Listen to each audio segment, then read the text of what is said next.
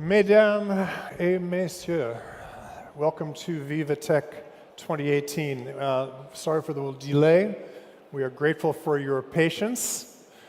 We've got a tremendous show, and it's really jammed, and it's even more jammed now, so I'm going to just very quickly welcome to the stage Maurice, Lévy, and Pierre, Louette, the co-chairs of Viva Tech 2018, and let them take it from there. Thank you. Cheers.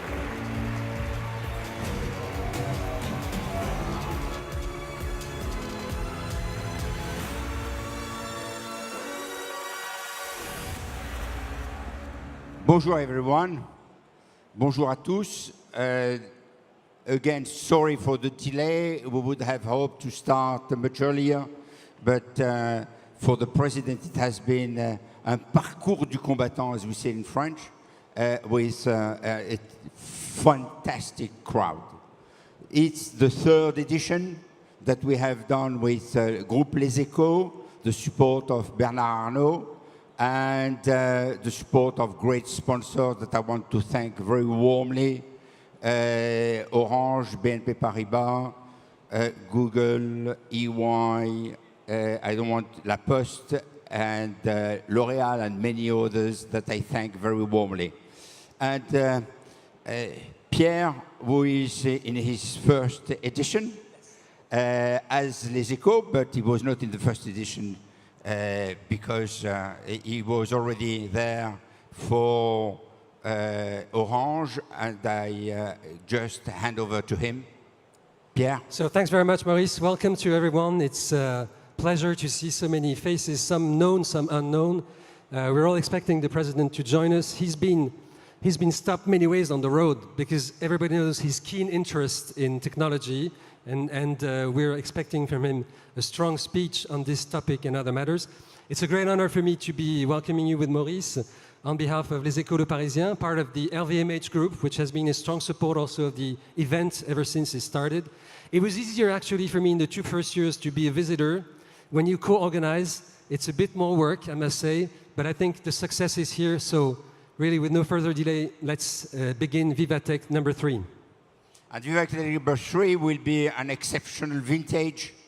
We have great innovations, a lot of new things that you will be seeing across, and great speakers.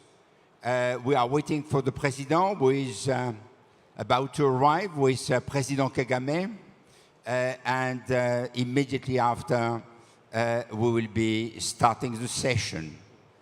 Maybe you can add something. Yeah, tell us about your own story. Yeah, maybe to help you, Maurice, because I think we have a few minutes that we need to fill in. And it's a pleasure to try to do that, but I just wanted to add a few words on the transition that the media world is undergoing now. I was telling someone recently, and it's really the mission that Mr. Arnault gave me. We need to take the media world from Gutenberg to Zuckerberg.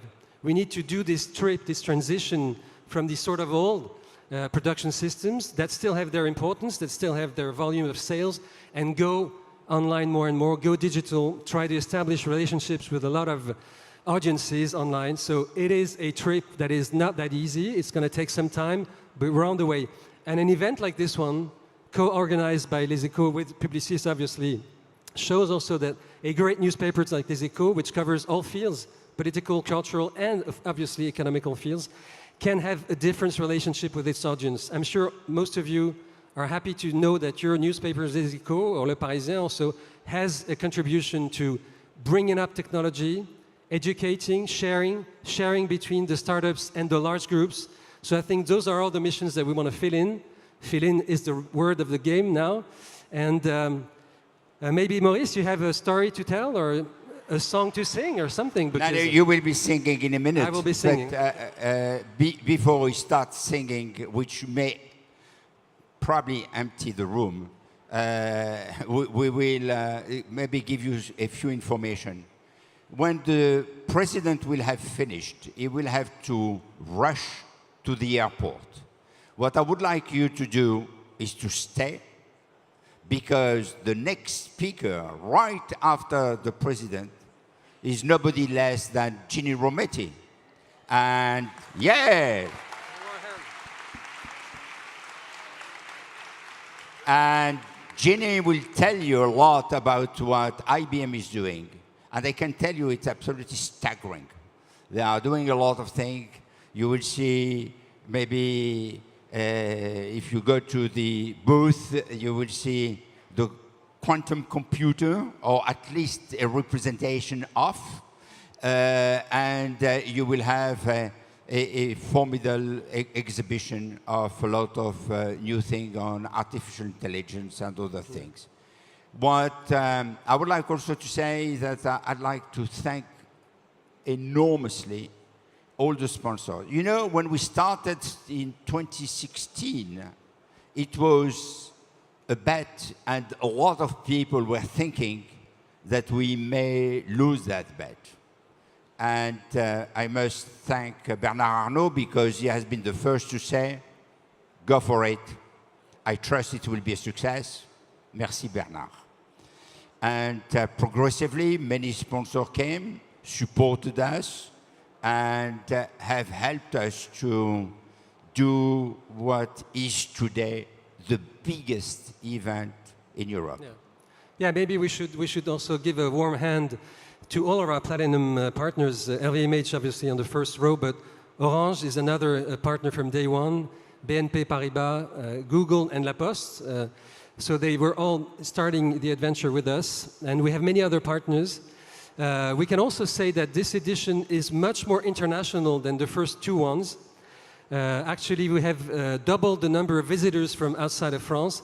And also, it's something that I said recently, we used to have to go to Las Vegas, which is not always a pleasure, it can be, but to see our startups, to see the technology scene, and now the world comes to Paris. And this is, I think, one of the great successes of this organization. It was launched by my predecessor with Maurice also, but it's good to know that all of you from so many countries, we have a focus on Africa also. Africa is also part of the future of the tech, and the tech is part of the future of Africa. So it's a good sign also of recognition for what all of those countries do. Rwanda at the first row, but also Togo and other countries. And we have so many innovations to show, like cars that float in the air. The future is today, actually. It's not tomorrow. It's really coming to Viva Tech. Merci, Pierre. Now we will have le président de la République française, Monsieur Emmanuel Macron, will be joining us, as well as President Kagame, Paul Kagame, who I have expected to have for years, since the very beginning. I invited President Kagame to join us, and I'm extremely pleased to see that he is with us today. So, President, thank you.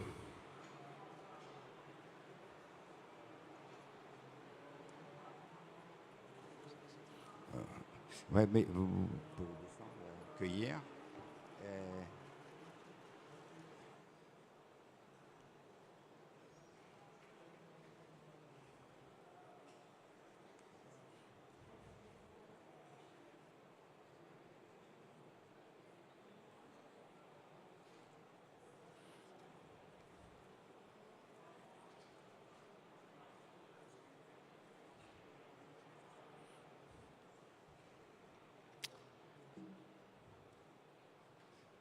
Please be seated.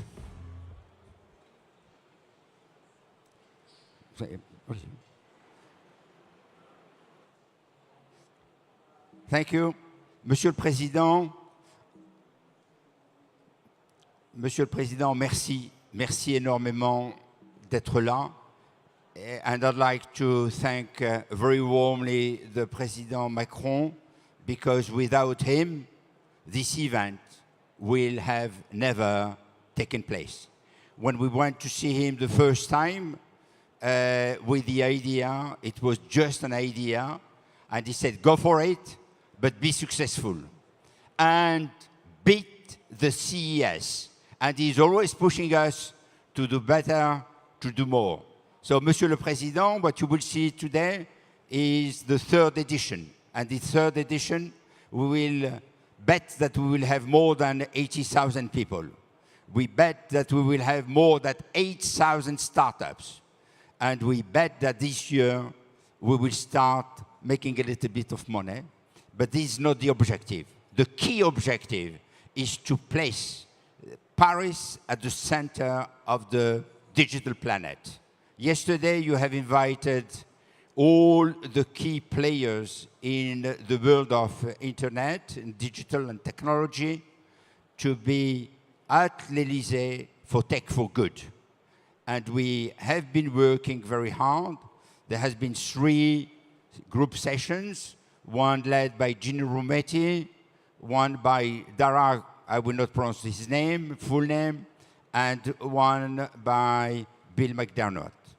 And they have been working extremely hard, and my friend Satya, who is joining me now, will give a report on these 3 sessions. Satya Nadella, CEO of Microsoft.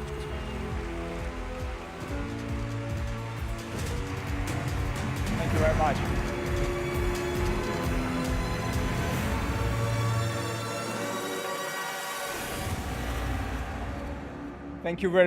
Thank you very much, Maurice. It's really a privilege and an honor for me to be here at Viva Tech and introduce President Macron. France has always been a seat of science, mathematics, as well as philosophy. So it's fitting that we have gathered here to convene on both these topics. Yesterday, I had the honor of joining the leaders from around the world across several industries for Tech for Good Summit. I want to thank President Macron, Prime Minister Philippe, and Maurice for convening such an esteemed group to discuss and work on solutions for some of the most pressing challenges that we face: the future of work, education, and diversity and equality. Together, we reflected on the incredible opportunity and the great responsibility we have in front of us. I'm optimistic about the future, but this opportunity comes with responsibility. It was a French philosopher who once said, our responsibility is much greater than we might have supposed because it involves all humankind. He was talking about the broader importance of individual choices each one of us make, and I think those words apply to us today. A world being transformed by technology puts us as leaders of this industry in a seat of power. And we have the responsibility that the technology we build benefits everyone. This was the central focus of the Tech for Good Summit yesterday. And regarding the future of work, the Uber CEO, Dara Khosrowshahi, represented the future of work discussion, emphasizing our responsibility to ensure that AI is used to augment human capability, not replace it. Gino Rumetti, CEO of IBM, led the discussion on education and provided structured thoughts on the responsibility of the industry as well as the government to ensure that we educate everyone in the skills that we will need most going forward, and how technology itself can be used to educate us going forward. And the CEO of SAP, Bill McDermott, who led the topic on equality and diversity, spoke of the importance of diversity and inclusion, emphasizing the need for action, not just rhetoric. The technology industry must mirror the makeup of the world if our ambition is to serve everyone. And as we reflect on this incredible opportunity and responsibility ahead, we at Microsoft are hard at work on a variety of fronts. The first area is AI and innovation. AI is the most defining technology of our times. That's why Microsoft is announcing an AI innovation program to fuel the adoption of AI across the most important industries in France: healthcare, energy, transportation, financial services, and agriculture and food. We are adding AI specialists, including data scientists, architects, digital advisors, developers, to support new innovative AI projects in close partnership with both startups and established enterprises across the country. The second is AI skills. As we harness AI to propel industries and businesses forward, we know that the jobs of today will not be the jobs of tomorrow. We must equip today's workforce and the future generations with the skills for these new jobs, ensuring that economic opportunity created by AI is evenly distributed. And we must not limit ourselves to just formal computer science degree as a requirement to pursue a career going forward. Yesterday, I visited the Microsoft AI School right here in Paris, and it was launched earlier this year to provide immersive training in both hard and soft skills required in our industry going forward. It was incredible to meet the students from different backgrounds and walks of life with no prior technical experience, former teaching assistants, lawyers, even those who did not have the opportunity to graduate from high school, who within 7 months will now be ready for new careers in AI and data science. Over the next 3 years, Microsoft is focused on training over 400,000 people in France to acquire the skills they need to seize the opportunities created by AI. And as we push the bounds on innovation and capture this opportunity, we must be responsible guardians of progress. We need to ask ourselves not only what computers can do, but what computers should do. The third area we will focus on is AI and ethics. In France, Microsoft is bringing together a diverse group of French organizations to ensure that AI positively impacts society and ethical principles govern this progress. This group will meet in the coming weeks to draft and share concrete recommendations which will be presented to all the policymakers. We are all fortunate to be participating in an industry that is growing at an accelerated pace that touches every aspect of our daily life. We must embrace this opportunity and be responsible for the future we build. Today, I feel especially fortunate to be here in France, a country that under President Macron is at the forefront of defining what this new era of technology will mean to our society, not just here, but globally.